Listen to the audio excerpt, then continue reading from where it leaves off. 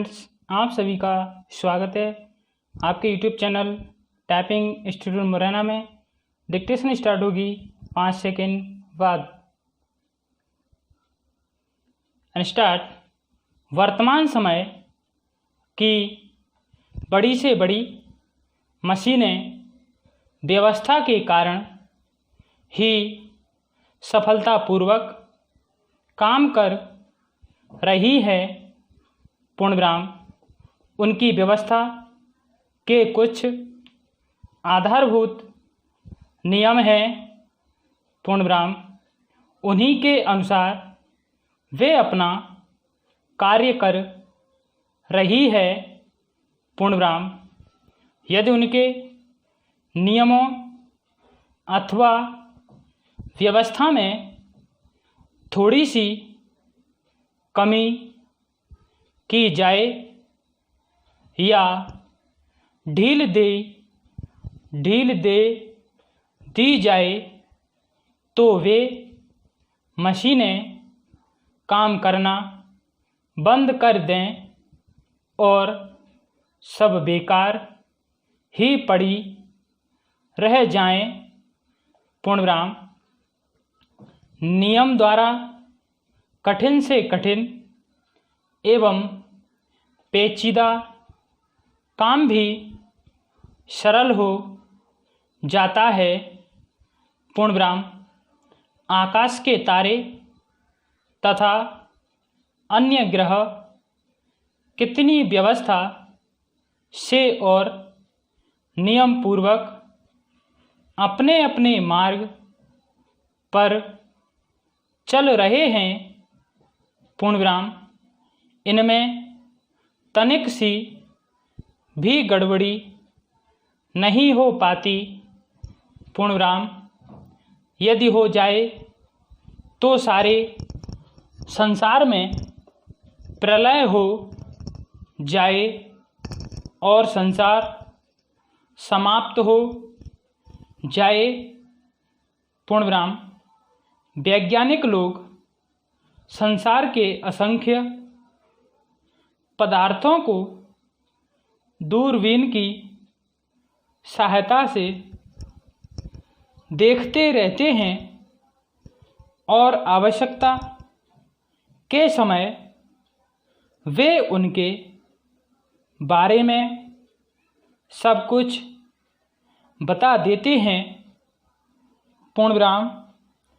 ऐसा इसलिए संभव हो पाता है कि वैज्ञानिक उन पदार्थों का अध्ययन करते समय उनके नियमों का भी अध्ययन करते हैं।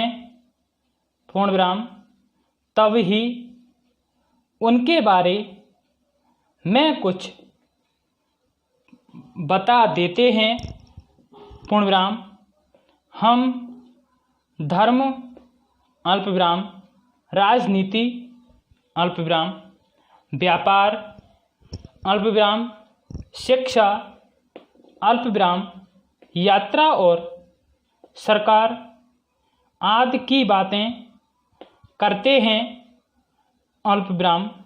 पर क्या हम यह भी जानते हैं कि इन बातों के बारे में हमने ज्ञान कैसे प्राप्त किया और उसे नियमबद्ध करके पुस्तकों में लिपिबद्ध किया।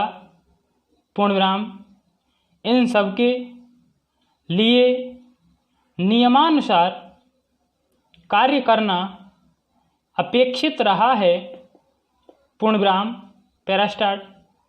सफलता प्राप्त करने के लिए नियम पालन करने की अत्यंत आवश्यकता है। पूर्णविराम।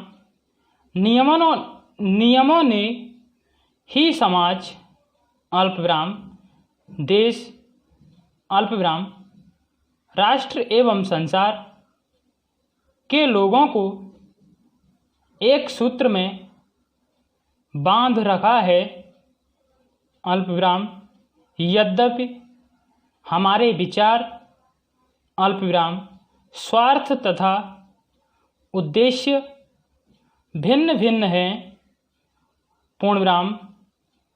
इसमें कोई संदेह नहीं कि संसार में ऐसे व्यक्ति भी हैं जो किसी नियम, व्यवस्था अथवा अनुशासन को नहीं मानते पूर्णविराम।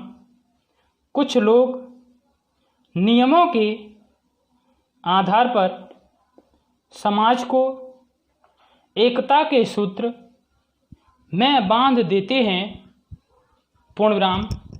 एक समय की बात है जब हमारे नगर इलाहाबाद को भीषण बाढ़ का सामना करना पड़ा था पूर्णविराम। उस समय मैं बहुत छोटा था तथा तीसरी कक्षा में पढ़ता था पूर्णविराम। मैं स्वयं तो समाचार पत्र नहीं पढ़ सकता था अल्पविराम, किंतु उन दिनों प्रायः नित्य की चर्चा का विषय बाढ़ ही रहा करता था पूर्णविराम। जैसे ही समाचार पत्र वाहक का स्वर सुनाई पड़ता अल्पविराम, अखबार ले जाओ अल्पविराम, वैसे ही भैया एवं दादी दीदी झपट कर बाहर दौड़ते और अखबार की खींचतान मच जाती पूर्णविराम। अंत में माताजी अथवा पिताजी उन्हें शांत करते अल्पविराम।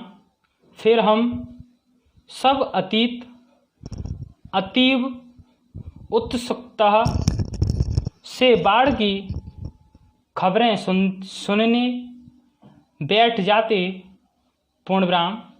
एक दिन पिताजी ने अति चिंतित होकर हमें समाचार सुनाया कि आगरा और दिल्ली की ओर भारी वर्षा हो रही है अल्पविराम, जिससे यमुना नदी में भीषण बाढ़ आ गई है पूर्णविराम।